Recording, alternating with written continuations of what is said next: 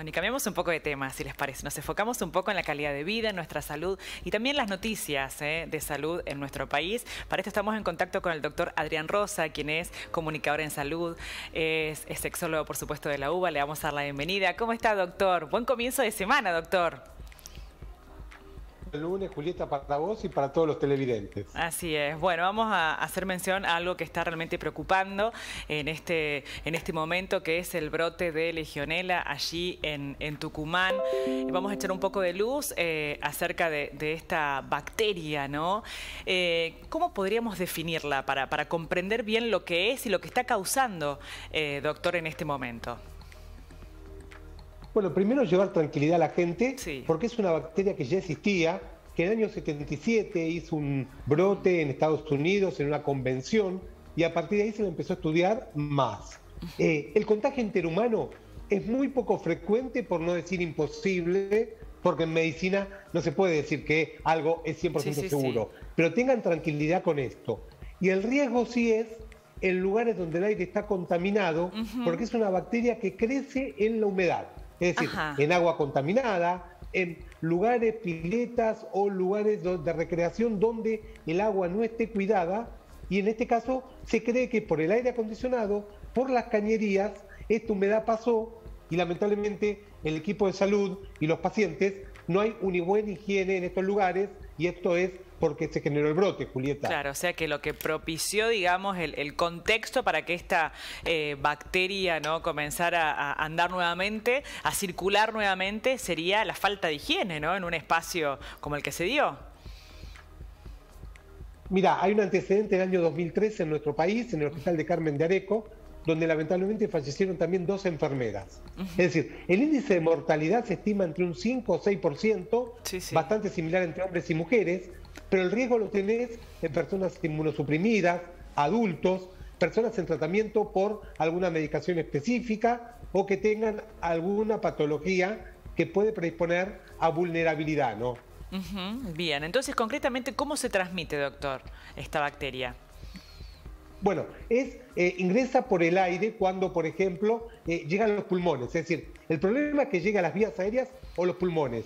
Si la trago en general, no tenemos incidencia de que sea tan riesgoso.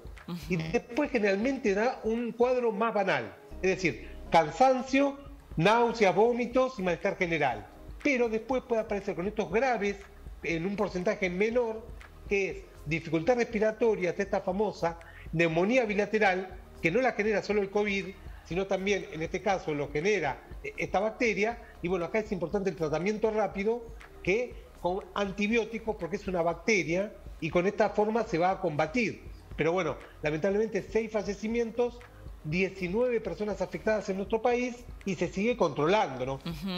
Bien, entonces los síntomas podrían ser similares, ¿no? La fiebre, este catarro, a muchas otras enfermedades, ¿no? ¿O hay alguna característica en particular que podamos identificar como parte de esta bacteria en cuanto a los síntomas, doctor?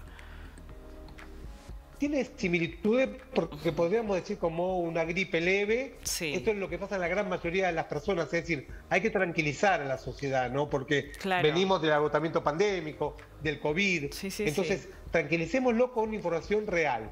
El cuadro en general es más leve, pero en algunos casos se puede complicar. Y también tengan en cuenta que el contagio interhumano, como dije antes, es muy poco frecuente, casi imposible, diría, porque estos brotes no se van a extender si cuidamos el aire. Lo que pasa es que si el aire está sucio, no limpiamos los filtros del aire acondicionado, atención con esto, no deben acumular humedad, no deben estar contaminados, hay que higienizarlos y de esta manera prevenimos los riesgos, Julieta. Bien, al tener síntomas que son, bastante comunes o frecuentes, ¿no? En esta época del año, ¿cómo se diagnostica? ¿Cómo llegamos a un diagnóstico certero? Bueno, principalmente uno cuando tiene algún síntoma, ir al hospital, ir al centro de salud, esto es importante. Y a partir de ahí se empieza a descartar. La realidad es que el Malbrán empezó a hacer el seguimiento para más de 30 gérmenes, virus, bacterias, parásitos, hongos, ¿no? Y se empieza a descartar. Y a partir de ahí se va pensando por cómo fue el brote de ir orientándose. La realidad es que la Organización Mundial de la Salud estuvo detrás de esto, salió en los portales y en los medios de muchos diarios y medios de comunicación del mundo. Es decir, esto generó inquietud porque no se sabía dónde se orientaba. Y lo que quiero destacar es el trabajo del Ministerio de Salud de Tucumán, junto con el Ministerio de Salud de la Nación, que se unificaron, como debería pasar, para ayudar en este contexto que había incertidumbre primero, ¿no? Bien, la manera de prevenir entonces sería la higiene, ¿no? Pero bueno, en la mira estarían los sistemas de aires acondicionados, pero también los espacios de agua dulce, ¿no? En esta época que se viene, ¿no? En esta época de primavera, verano, bueno, ¿qué podemos anticipar justamente con este primer brote y lo que puede llegar a pasar, doctor? Bueno, creo que esto es algo aislado, que no va a extenderse en lo que es otras regiones, pero sí es importante que en una pileta haya higiene, clorado del agua y recirculación con el filtrado. En las termas, cuando uno va, también tiene que haber limpieza, y uno ve que a veces en las aguas termales cambian cuando se termina la jornada. Es decir, esto para cuidar el agua, ¿no? Porque el riesgo que entra a las vías aéreas y los pulmones. Y en lo que es lugares con el aire, es lo que venimos insistiendo acá en Telediario desde siempre. Ir por el aire puro, porque nos previene no solo del COVID, sino también de la gripe, el virus inicial respiratorio, tuberculosis, neumonía, y también, si el aire no está viciado, como lamentablemente pasó en este centro de salud de Tucumán, lo que no debería pasar, porque afectó al equipo de salud y a los pacientes, bueno, el riesgo se disminuye. Entonces, ser cautos con esto. Y también en esta información acompañar a la familia de las víctimas, ¿no? Ante el dolor, porque muchas veces nos olvidamos de las personas que están sufriendo y que perdieron un ser querido, Julieta. Así es, doctor. ¿Y en qué casos esta bacteria puede provocar la muerte, ¿no? ¿En qué tipo de pacientes se puede complicar? Bueno, principalmente personas más débiles. Esto es lamentablemente así con muchas patologías, no solamente con esta, en la cual encuentran un camino más fácil. Personas mayores que tengan algún problema en la inmunidad, tratamientos con corticoides o inmunosupresores, por ejemplo, trasplantados, personas con HIV, personas con alguna patología específica que aumenta el riesgo, mujeres embarazadas, y los bebés también pueden llegar a ser más riesgo, pero digo, tener tranquilidad en este caso, porque llamamos oportunistas, ocasionales, es decir, esto no está circulando para el gran contexto de la población, pero en estos casos aislados, viste que apareció en un hospital, en un centro de salud, en un lugar de convenciones, es decir, es esporádico, pero algún riesgo hay y hay que ser cuidadosos con la higiene del aire y los lugares que preparan el aire, como el aire acondicionado. Así es, muy bien. Bueno, damos una vuelta de página, doctor, justamente para hacer referencia a lo que se conmemoró en el día de ayer, 4 de septiembre, el Día Mundial de la Salud Sexual, doctor. ¿Qué define hoy en este contexto la salud sexual? Bueno, principalmente que hay que hablar de salud sexual porque es parte de la salud integral, como la salud física y mental, ¿no? Muchas veces se invisibiliza, y yo digo, el problema no es hablar de sexualidad, es no hablar porque nos pone en riesgo de una infección de transmisión sexual, un embarazo no deseado, algún problema en la sexualidad, el abuso sexual. Y también, por supuesto, este año el lema de la UAS, que es la asociación que reúne a las organizaciones de sexualidad, es hablar sobre el deseo, porque muchas veces está, en este caso, el placer, que está invisibilizado, que no se dice, y que es importante que hablemos de sexualidad. Obras sociales prepagas, en el ámbito público tampoco se cubre lo que es problemas o trastornos de sexualidad, y de esta manera, con lo que es el Día Mundial de la Salud Sexual y hablar del placer, pone en carpeta un tema que se oculta y que es peligroso no hablarlo, ¿no, Julieta? ¿Por qué se sigue ocultando, doctor, hablar del deseo sexual? Bueno, o sea, se oculta hablar del deseo, hablar del placer, porque a veces molesta, porque tenemos una cultura machista que hace que tal vez el hombre sea prioritario en lo que es la sexualidad. Es decir, porque hablar de sexualidad no significa tener un encuentro sexual con otra persona. También el conocimiento del cuerpo, y acá hay que decirlo, tocarse, que es la masturbación, no es una mala palabra. Es decir, porque somos seres que tenemos, sentimos, y muchas veces el hombre, por la cultura machista, tiene permisos que la mujer no. La mujer no conoce su cuerpo.